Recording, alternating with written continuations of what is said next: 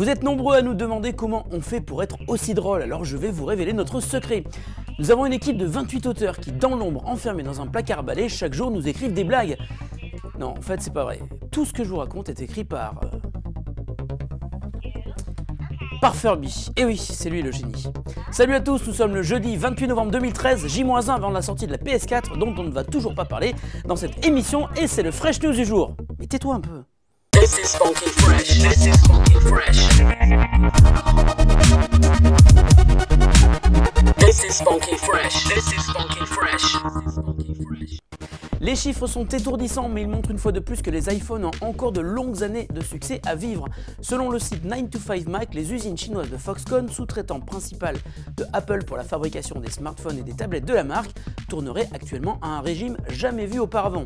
Si l'on en croit les infos révélées par le site américain, ce sont ainsi plus de 60 000 ouvriers qui se relaieraient 24 heures sur 24 et 7 jours sur 7 sur 100 chaînes de production qui seraient dédiées au seul modèle iPhone 5S. Chaque appareil passerait entre les mains de 600 personnes où chacune d'entre elles serait dédiée à une tâche très précise.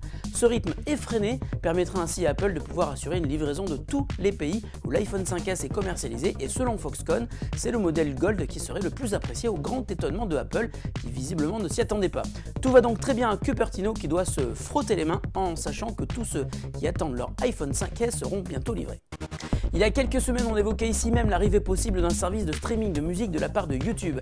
Et bien celui-ci semble se confirmer, et avec de nouveaux détails qui ont cette fois-ci été dénichés au cœur de l'appli YouTube. Selon le site Android Police, toujours dans les bons coups et les bons scoops, la dernière version de l'application YouTube pour Android contiendrait donc des infos qui révèlent des détails sur les projets imminents de YouTube pour le streaming musical. Ainsi, il y est fait mention d'un accès en streaming à des millions de chansons sans aucune pub et sans interruption, une synchronisation pour une écoute offline et un système d'écoute en tâche de fond, peut-être en dehors du navigateur. Ces fonctionnalités impliqueraient probablement un système d'écoute par abonnement, mais les détails ne sont pas révélés. Un support pour le contenu vidéo est également indiqué, et lui aussi pourrait être accessible via un abonnement, mais celui-ci devrait être distinct de l'abonnement pour la musique. Les vidéos pourraient elles aussi être lues offline, et il serait possible pour les auteurs des vidéos publiées sur YouTube, comme nous, d'activer ou non la possibilité de lire ces vidéos sans connexion internet pour les spectateurs.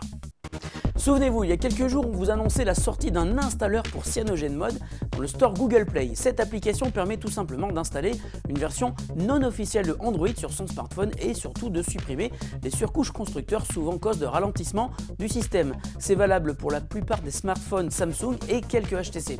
On se demandait vraiment comment Google avait pu autoriser cette appli à être distribuée de manière aussi visible que dans le store Google Play. Et bien apparemment, cette arrivée était elle-même une erreur. Google vient en effet de demander avec insistance aux développeurs de retirer son appli, sinon Google s'en chargerait lui-même.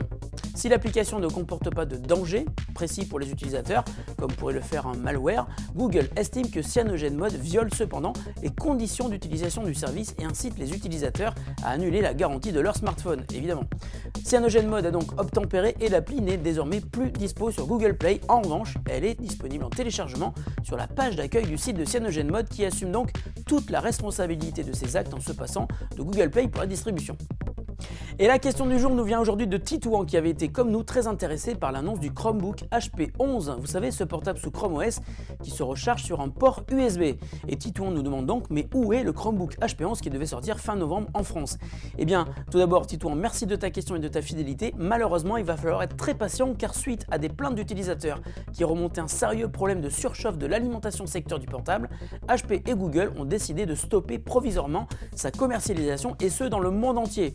Nous avons contacté HP France, parce qu'on a leur numéro, qui nous a confirmé le problème. Le HP 11 ne devrait donc pas sortir au mois de décembre comme prévu en France. En revanche, pour tous ceux qui l'ont déjà acheté, car il est en vente aux États-Unis depuis octobre, HP et Google conseillent d'utiliser la fonction de recharge sur port USB. Mais rassure-toi Titouan, car comme le problème est localisé sur le chargeur et non pas sur l'ordinateur lui-même, on peut espérer voir revenir très rapidement le HP 11 sur le marché dès qu'un nouveau chargeur aura été conçu. Fresh News, c'est fini pour aujourd'hui. On se retrouve demain pour le Fresh News du week-end avec un smartphone à gagner, tout simplement. Salut à tous et bonne journée!